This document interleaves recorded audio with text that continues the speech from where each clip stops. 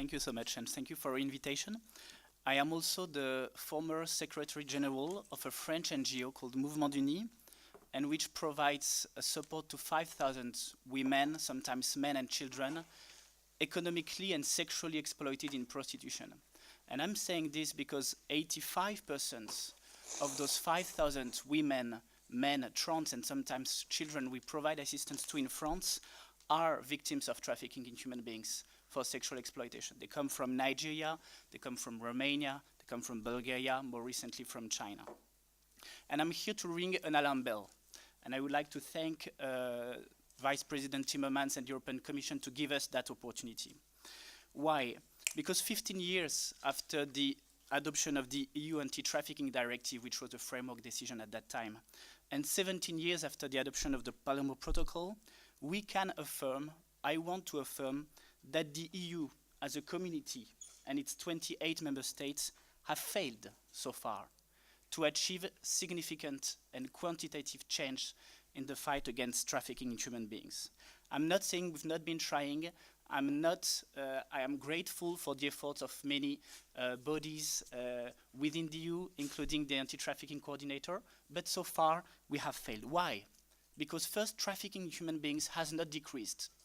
Trafficking to the EU has not decreased.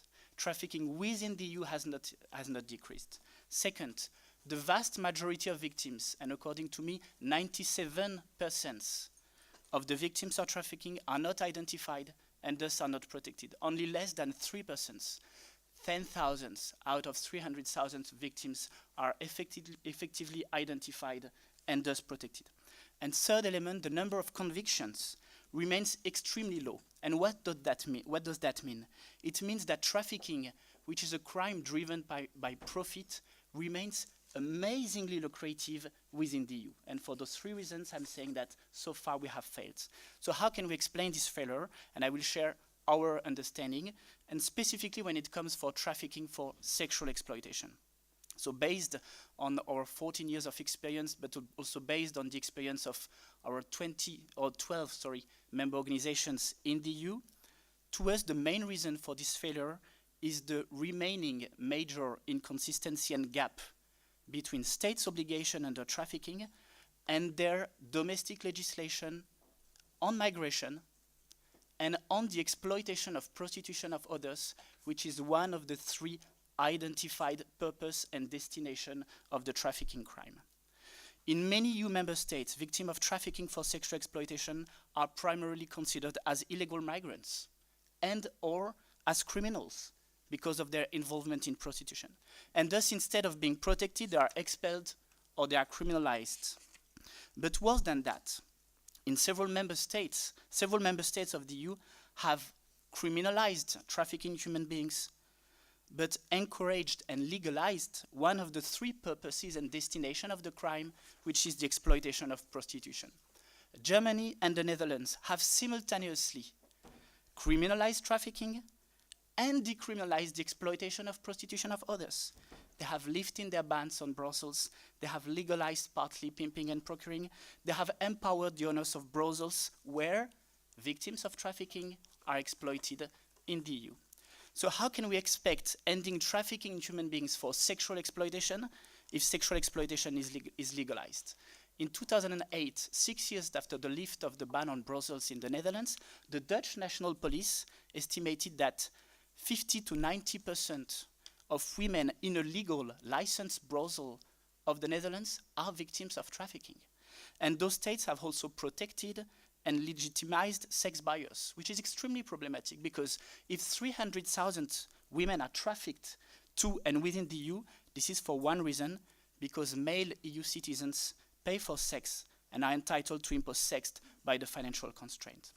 So only 3 member states in the EU have taken a radically different approach, and I will conclude with this, which started with a common point, and which is key in this colloquium, which is the recognition of trafficking and the destination of trafficking, exploitation of prostitution, as gender-based violence. That's what Sweden, Ireland, and France have done. That's also what outside of the EU, Norway and Iceland, so the 3 gender equality champions have done. So I came with, and as a consequence, of course, they have decriminalized victims of trafficking, They have recognized that prostitution victims and trafficking victims were primarily victims and not criminals or illegal migrants. They have developed exit programs. They have criminalized the purchase, which is one of the most effective ways to deter trafficking. So I came with 3 recommendations. Very brief now, if you would, Gregoire. Sorry. Yes. So and that's the end. First recommendation, I think the EU, and that's a recommendation for Vice President Timmermans, should launch an investigation on how domestic legislation on each of the 3 identified purposes of trafficking in human beings, forced labor, trafficking in organs, and exploitation of prostitution, how those domestic legislation positively or negatively impact on EU anti-trafficking efforts. Second recommendations, urging member states to recognize that trafficking for sexual exploitation, which is a highly gendered phenomenon, and the exploitation of prostitution of others, which is the destination of the crimes, are violence against women. And third recommendation, I would encourage the European Commission to endorse and to support the very good European Parliament report and resolution of 2014, which states that when it comes specifically to trafficking for sexual exploitation, the most effective legislative model is the Nordic model, which was implemented first by 3 gender equality champions, which are Sweden, Iceland, and Norway. Thank you very much. Thank you very much. Good morning, everybody, and thank you so much to the organizers for inviting me. I just want to throw in a few general thoughts. Recent events on the international arena in which structural violence and sexual harassment of women has been brought to the forefront by celebrities and other prominent women in the Western world is a welcome and encouraging development. We must, however, not lose sight of the fact that it constitutes only the tip of the iceberg. While famous men are being exposed for their unabashed use of power to violate and abuse women with impunity, the patriarchy in societies which permit the abuse of women and girls continue to exist without adequate attention being given to it. It is within this context of patriarchy that the trafficking of women and girls is set and carried out. The asymmetrical financial and economic conditions of women is closely linked to their vulnerability to trafficking, exploitation, and violence.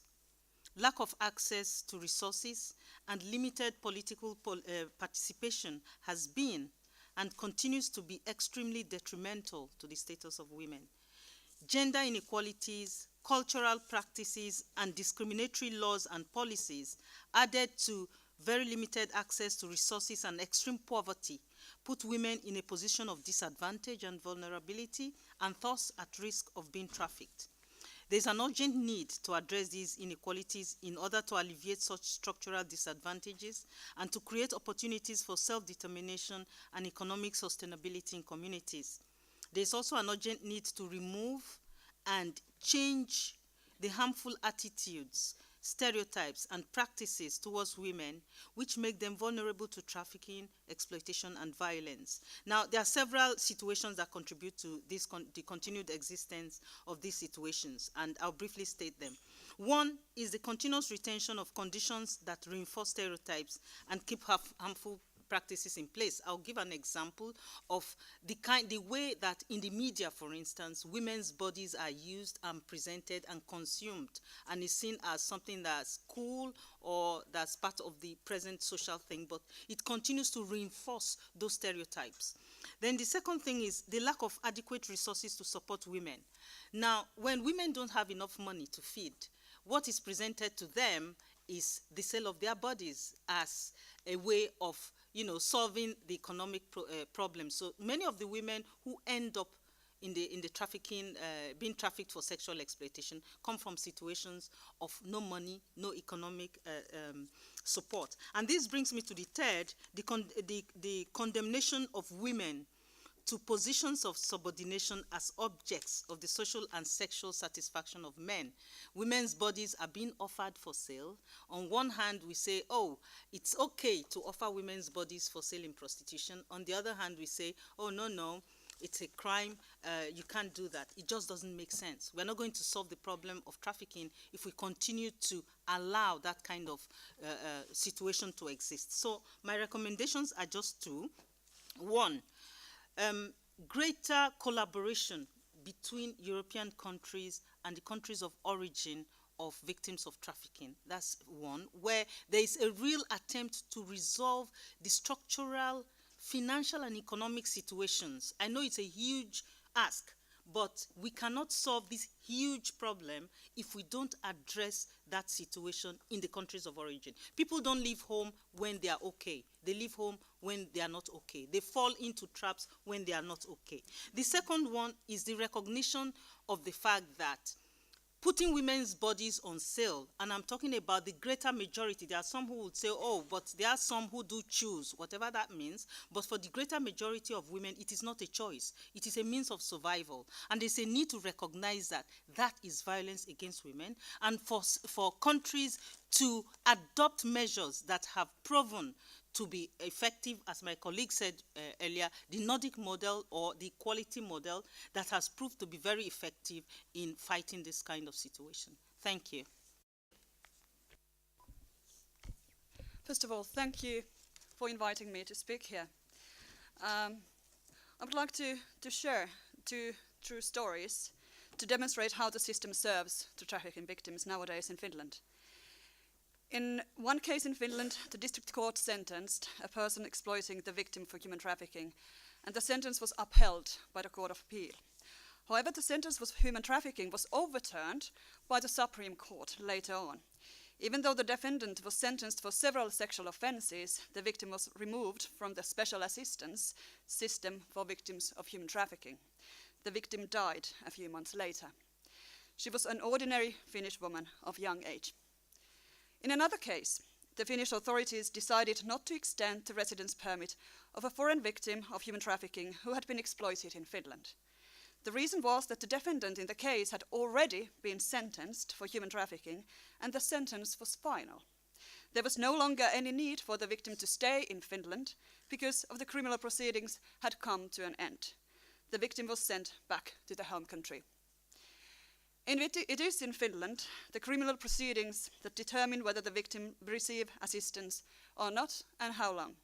I argue that because of the strong link between assistance and criminal proceedings, very few victims of human trafficking seek assistance from the Finnish authorities. In my view, one of the reasons for the existence of such laws is to prevent a situation where access to assistance could make Finland an attractive destination for immigrants. This strong link between assistance and criminal proceedings is especially harmful for women and girls who constitute the majority of trafficking victims in Europe. Trafficking in human beings is a highly gendered phenomenon which disproportionately affects women and girls. This is particularly so in the case of human trafficking for sexual exploitation. The gendered nature of trafficking for sexual exploitation and that of the physical, psychological and social harms which arise as a result for women and their children situate human trafficking within a wider continuum of violence against women.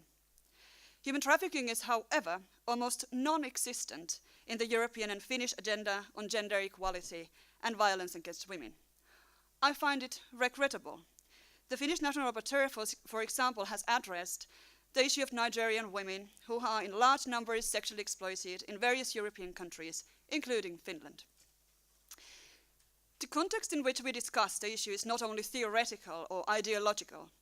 As we know, the framework defines the means to tackle the social problem.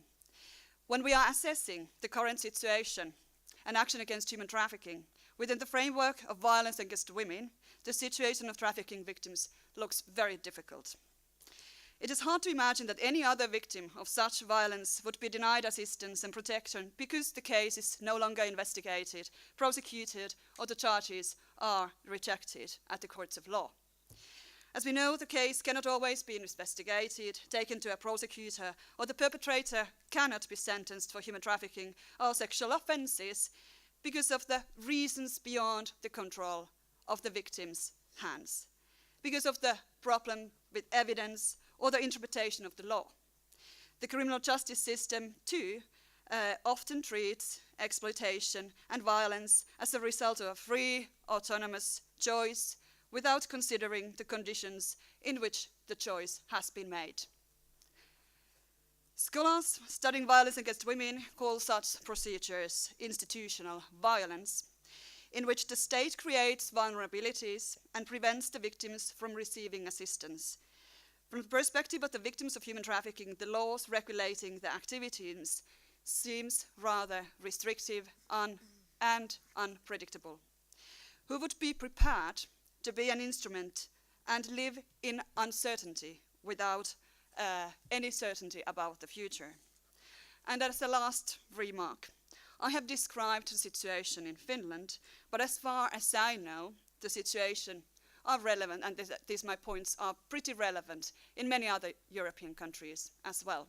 So my recommendations are, please discontact assistance and criminal proceedings, and please do include trafficking in human beings in the agenda of violence against women and gender equality.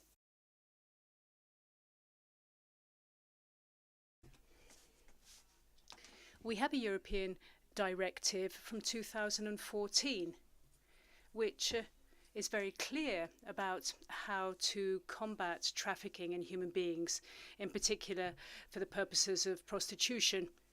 We need to look at the Nordic model, and there's recent legislation adopted by France as well. I think that's the way forward when it comes to combating exploitation of women. The Italian Parliament is working along those lines as well.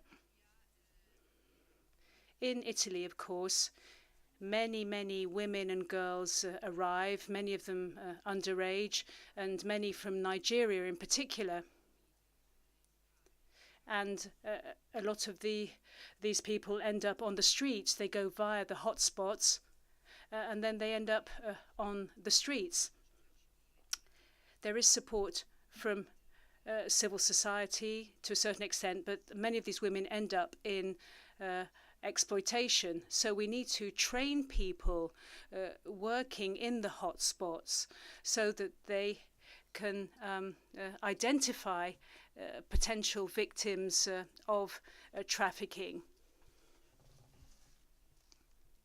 And we would call on the European Commission through the Dublin Convention to provide support against the exploitation of women and human trafficking. So support in terms of reception, in terms of acknowledging their position and providing the necessary protection.